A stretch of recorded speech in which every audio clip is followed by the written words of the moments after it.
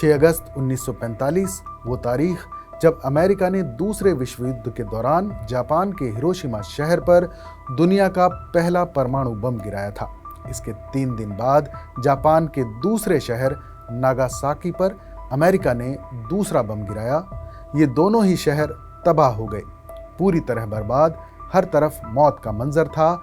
हमले के कुछ ही देर में 1.5 लाख से ज्यादा लोगों की मौत हो गई थी। जो इस हमले में बचे वो अपंग हो गए।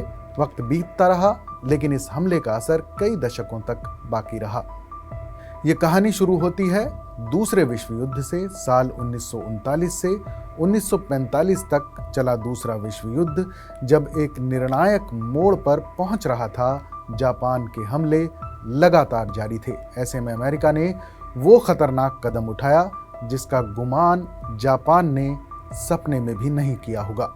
6 अगस्त 1945 की सुबह 8 बजे अमेरिका ने हिरोशिमा पर परमाणु हमला कर डाला। सिर्फ 1 मिनट के अंदर 80% शहर राख हो गया। इसके बाद एक लंबे दौर तक परमाणु विकिरण के चलते बीमारियों की वजह से लोग मरते रहे।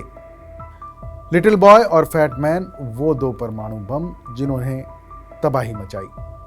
पहले परमाणु बम का नाम लिटिल बॉय था, जिसे अमेरिका के बॉम्बर प्लेन एनोला गे की मदद से जापान के पश्चिमी शहर हिरोशिमा पर गिराया गया था। यह परमाणु बम 15,000 टन TNT के बराबर फोर्स के साथ जमीन से लगभग 600 मीटर की ऊंचाई पर फटा। इस हमले में लगभग 1,40,000 लोग मारे गए। इस हमले के सिर्फ 3 दिन बाद अमेरिका ने जापान के दक्षिणी शहर नागासाकी पर फैट मैन नाम का दूसरा बम गिराया, जिसमें 74,000 लोगों की मौत हुई, जबकि हजारों लोगों ने अगले कुछ हफ्तों, महीनों और सालों के बाद चोटों और बीमारियों के चलते दम तोड़ दिया। यही वो 2 हमले हैं जब दुनिया में जंग के बीच परमाणु बमों का इस्तेमाल किया गया। इस परमाणु हमले के बाद 30 किलोमीटर तक के इलाके में काली बारिश होती रही। कई दशकों तक वहां के लोग रेडियो एक्टिव विकिरण के शिकार होते रहे।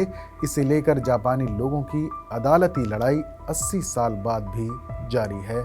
4 साल पहले वहां के कोर्ट ने लोगों को मेडिकल सुविधाएं दिए जाने को लेकर एक फैसला सुनाया था। उन्हें रेडियो एक्टिव विकिरण से होने वाली 11 चिन्हित बीमारियों के इलाज की सुविधा दी जा रही है। परमाणु बम गिरते ही आ गया काल। रेड क्रॉस इंटरनेशनल कमेटी यानी ICRC के मुताबिक बम फटते ही हिरोशिमा में लोगों ने जो पहली चीज देखी वो आग का तेज गोला था। जहां धमाका हुआ उस इलाके का तापमान तकरीबन 7,000 डिग्री सेल्सियस तक पहुंचने का अनुमान लगाया गया। इससे तकरीबन 3 किलोमीटर तक के दायरे में सब कुछ जलकर खाक हो गया।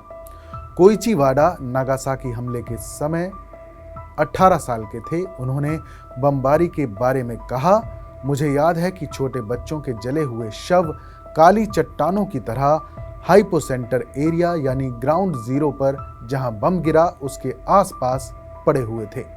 ICRC के विशेषज्ञ कहते हैं कि जिन लोगों ने भी वो धमाका देखा, रोशनी की तेज चमक की वजह से उनमें अस्थायी या स्थायी अंधापन और उसके बाद मोतियाबिंद जैसी बीमारी के मामले सामने आए। विस्फोट से पैदा हुई गर्मी के बवंडर ने ऐसी आग भड़काई जिसने ज्यादातर लकड़ी वाले शहर के बड़े हिस्से को तबाह कर दिया। आग के तूफान ने हवा में मौजूद ऑक्सीजन को खत्म कर दिया, जिससे दम घुटने की वजह से ज्यादा मौतें हुईं। आज कैसा है हिरोशिमा शहर, अब ये भी बता देते हैं। हिरोशिमा शहर जापान के सबसे बड़े द्वीप होन्शु में स्थित है। परमाणु हमले के बाद ये पूरा शहर नेस्तो नाबूद हो गया था। इसे दोबारा बसाने के लिए जापान ने खूब मेहनत की और खूब पैसे खर्च किए। आज यहाँ की आबादी तकरीबन 13 लाख है। आज हिरोशिमा एक अच्छे, खूबसूरत और बड़े शहर में तब्दील हो चुका है। घनी आबादी होने के बावजूद यहाँ सिस्टमैटिक डेवलपमेंट साफ नजर आता है। पानी के स्रोतों का यहाँ बेहतर इंतजाम किया गया है। शहर में एस्ट्रॉम लाइन, सीनो लाइन और ट्रेन सेवाएं मौजूद हैं। बड़ी बड़ी कंपनियां हैं। आधुनिक स्कूल, कॉलेज और यूनिवर्सिटीज हैं। कई सांस्कृतिक केंद्र भी बनाए गए हैं।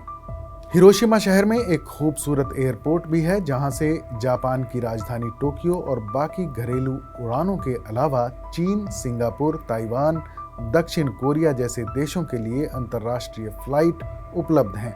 शहर में बनाए गए हिरोशिमा मेमोरियल और म्यूजियम लोगों को आज भी परमाणु हमले की तबाही की याद दिलाते हैं।